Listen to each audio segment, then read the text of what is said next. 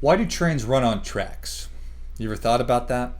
I think that there's a lot of great reasons, but I think that the primary reason that trains run on tracks is to reduce friction, to make it as easy as possible for this massive hunk of steel carrying other massive hunks of steel or whatever, that it eliminates as much friction as possible. Obviously, a lot of other reasons, so the trains don't run into each other and so people don't get hurt. If you've ever seen a train wreck, literally you can't take your eyes off of it. And while I don't think I've ever really spent any time in a train yard, I understand that a train yard is one of the most dangerous places on earth, because while these things are massive, they move very slowly, sometimes very fast, but they can be extremely quiet. And just the tiniest amount of room can be deadly, obviously, for a human being. I think you get the idea. But the primary reason that trains run on tracks is to reduce friction. So you can carry massive amounts of weight, tons, whatever large units of weight are, megatons, maybe, as efficiently as possible. Really reduce friction. And how about in your life? Do you have a lot of friction in your life? Or perhaps you're all green lights. You're one of those people that hits all the lights. Maybe the opposite. Maybe you keep getting stuck at red lights. Maybe you can never find a parking spot. Maybe you're a person who, when you show up, somebody pulls right out, or there's a spot right in front, as if saved expressly for you. And I hope that's the case. I hope that in your life that you are not experiencing a lot of friction, but I bet that that's not true. I bet that you're probably experiencing friction in your personal relationships in one form or fashion, if it's with a spouse or a parent or a child, a sibling, aunt, uncle, whatever. There's probably some friction there. Could be friction at work in some capacity, co-workers, a manager, somebody you're managing. Could be professional advisors. You could be experiencing friction with money stress. Things just don't seem to be going your way. And these are bad, obviously. We want to be able to reduce friction so that you can glide through life as fluidly as possible, unencumbered by things in your way. So how do we do that? If we know that friction is there, or it's going to be coming, how do we do that?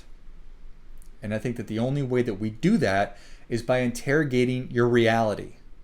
Really getting in there and digging in and figuring out what's not working. Why is this so hard? Why is this so painful? Why does my relationship with my kids so strained? Why do I want to pull my hair out? And I remember hearing, if you've ever heard of Jordan Peterson, I remember hearing him talk about how you need to never let your kids do something that will cause you to hate them. And I think I read that before my kids were old enough for me to, old enough to be able to grind my gears and get under my skin. Now it's certainly possible. But once you have kids at that age, you're like, oh wow, you know what? I could definitely see that happening. If you just hear that, you're like, well, that sounds terrible. How in the world could I ever hate my kids? But it's the same as any relationship that you have. Like, how in the world could I ever hate my spouse? Well, the reality is that half of marriages end in divorce. They end up breaking up. So half the time that friction is present, so much so that it splits up. So in order to avoid that, in order to avoid having a crappy relationship with your kids, and I think that probably, unfortunately, a lot of that friction is caused by probably money in some form or fashion. So it's why I really wanted to talk about getting down to the root of the problem and to really figure that out.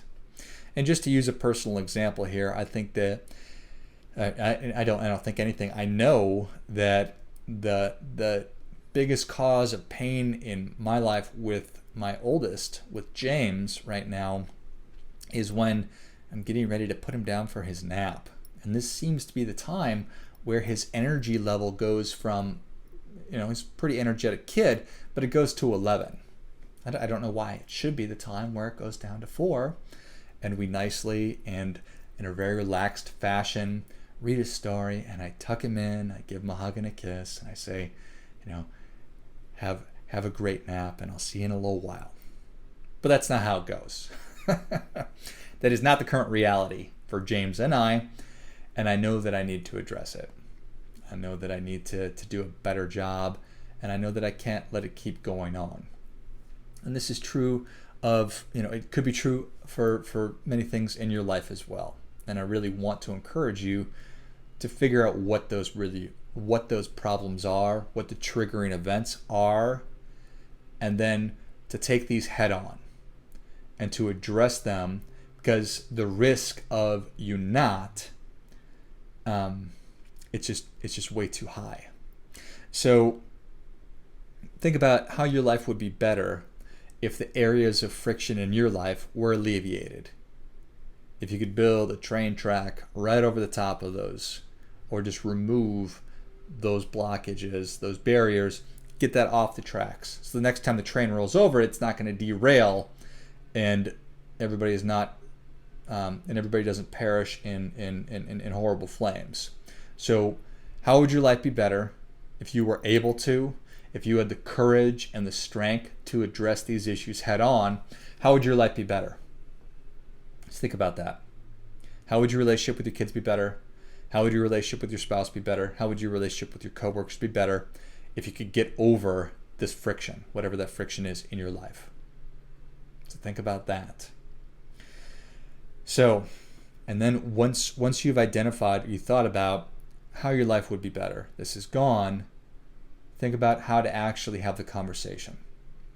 Put together a plan for coaching up James, in my example, to get it to a place where everybody can be happy with your spouse, with your coworkers, with your boss, with the people you're managing. And then to start actually moving in the direction of having that reality. And it's not going to be easy. Things that in life worth having are not easy. But that's really what I want you to focus on and to think about. So find the pain in your life, identify it, figure out why it's happening, interrogate your reality, and then resolve to have that tough conversation. And I know that it's not going to be easy. Confrontation rarely is. But life is both too short and way too long to not be having these conversations, to not be alleviating the friction, to not be figuring out how to move past it.